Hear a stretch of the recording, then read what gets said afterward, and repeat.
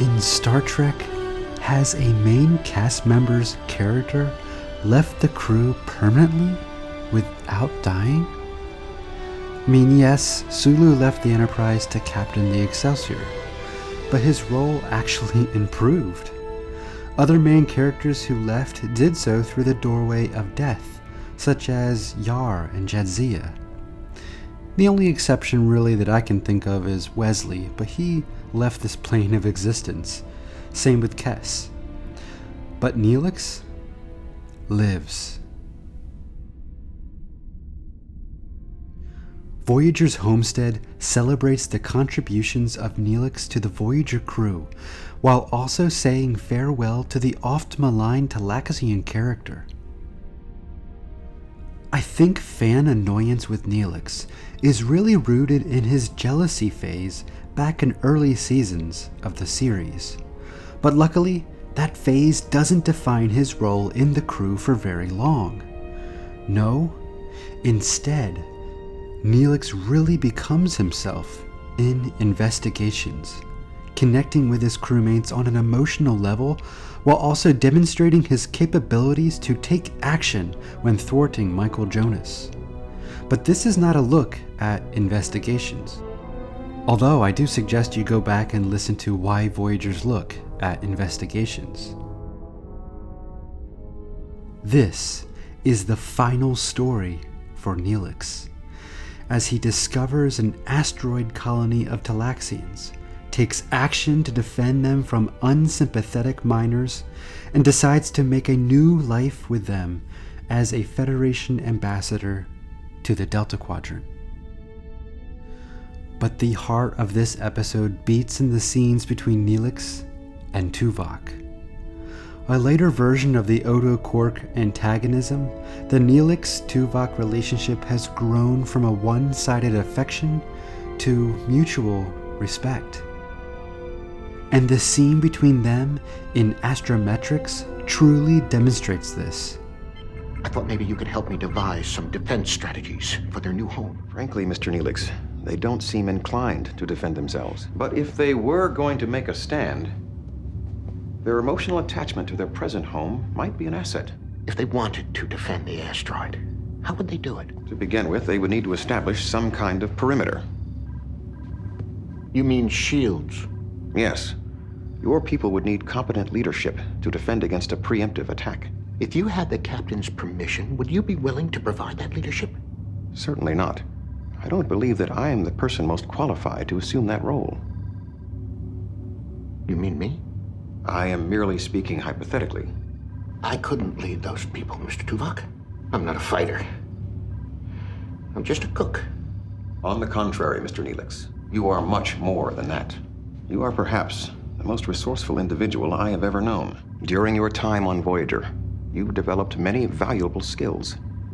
Skills that would serve you well if you ever decided to assume a leadership role. I'm not urging you to do anything. I'm simply telling you that I believe that you are more than capable. Tuvok displays an emotional literacy, understanding Neelix's situation and the situation of the Talaxians from more than a tactical or strategic position. He seems to understand Neelix's emotional dynamic, his pull to be with his people, his loyalty to Voyager. The validation and encouragement Tuvok gives Neelix is overwhelming, and something we all wish to receive from someone we respect as much as Neelix has always respected and looked up to Tuvok. But Tuvok's emotional awareness doesn't end in Astrometrics. As Neelix takes his final walk through Voyager, the crew lines the corridors to honor him, and it is interesting that the writers don't give the often loquacious Neelix any lines.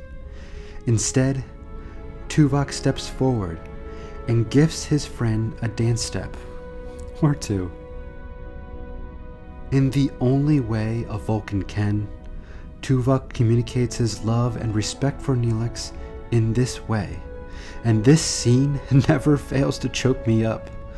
For 7 years of relationship is summed up in the movement of a man's foot. But this isn't the only relationship worth mentioning here.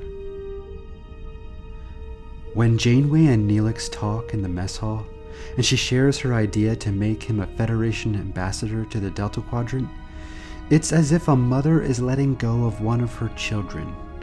She's both proud of who he's become and mourning what she will lose by letting him go.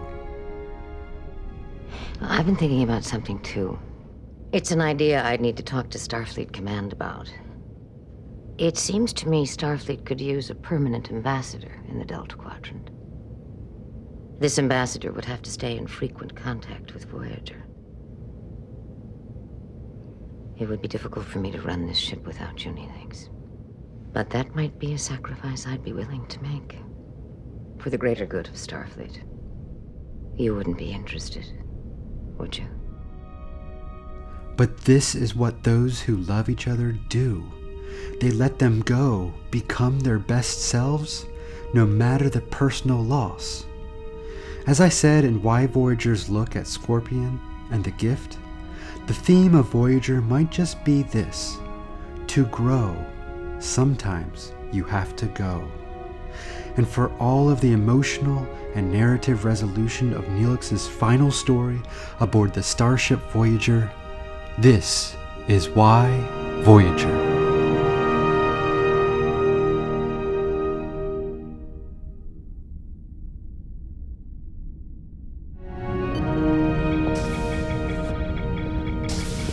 Commander Chakotay, I'd like you to meet Dexa and Brax.